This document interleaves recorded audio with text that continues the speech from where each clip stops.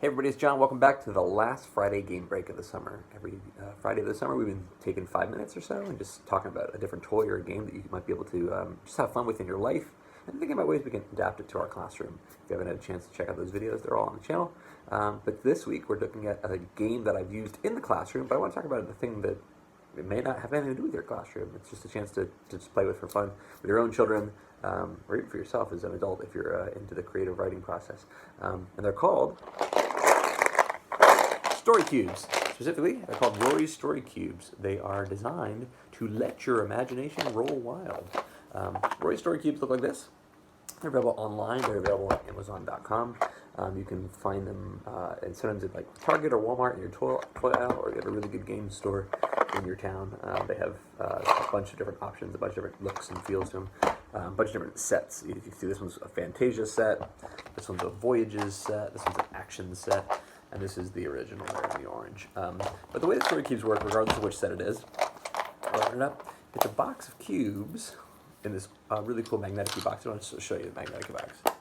Look at that. Isn't that nice? Yeah, it's nice.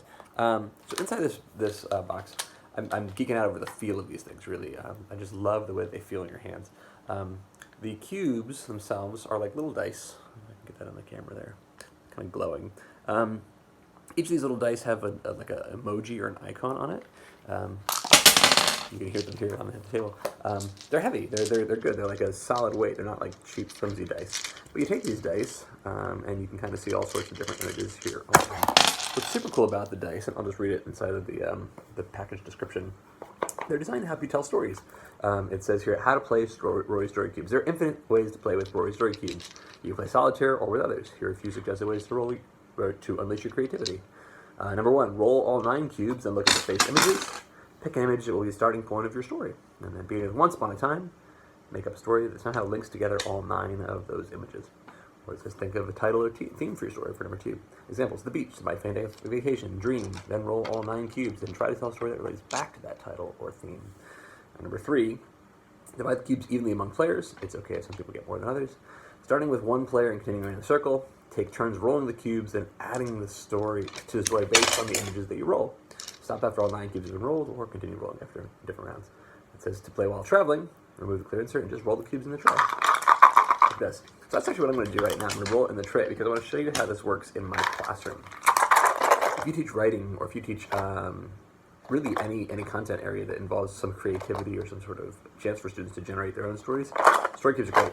For younger students, for middle-aged students, for high school, they're awesome. And just for fun, hanging out with your friends. It won the Dr. Toy 10 Best Game winner award, whatever that's worth. And there are different themes, so you can keep adding and adding. As it says here, 9 cubes, 54 images, 10 million combinations, and infinite stories to be told. And then as you add more cubes, you certainly add longer stories, right? So the learning never stops. But in this one, if I roll them, I love to do it where I'll take it and shake a little. And I'll use these pictures that I just showed here. So this is totally on the fly random here. So let's see what we got. I think I have, it looks like a tower, a fire, a question mark, a flower, an investigation, a rainbow, an arrow, some magic, and it looks like a spear.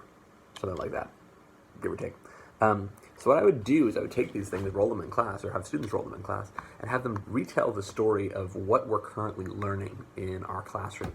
And that's awesome, because it's not usually very literal, right? I can't think of too many stories that have both a fire and a rainbow and a flower and a skyscraper and some magic. But I'd say, hey, we're reading chapters of The Great Gatsby, like the first 2-3 chapters of The Great Gatsby. Can you retell the story of The Great Gatsby using just these story cubes?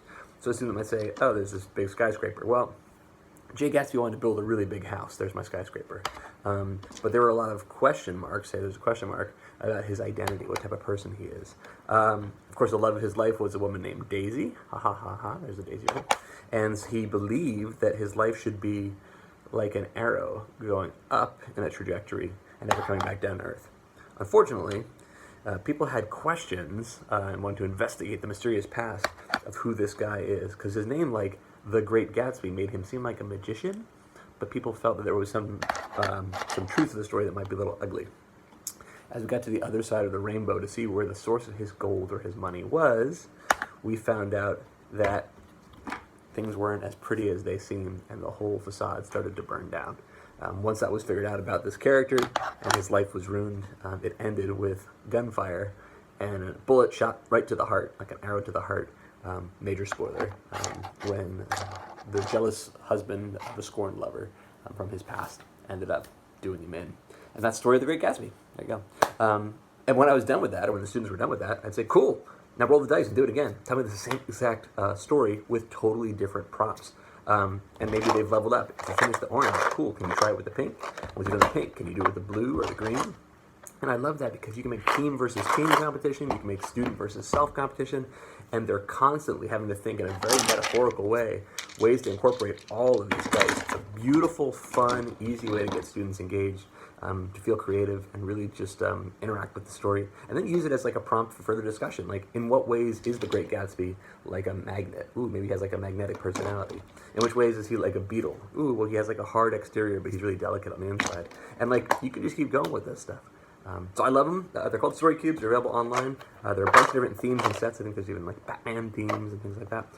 They're a ton of fun, and I really encourage you to check them out. Thanks for hanging out on this Friday. I would love to hear how you're using them in your classrooms, and we'll be back next week with more. Thanks.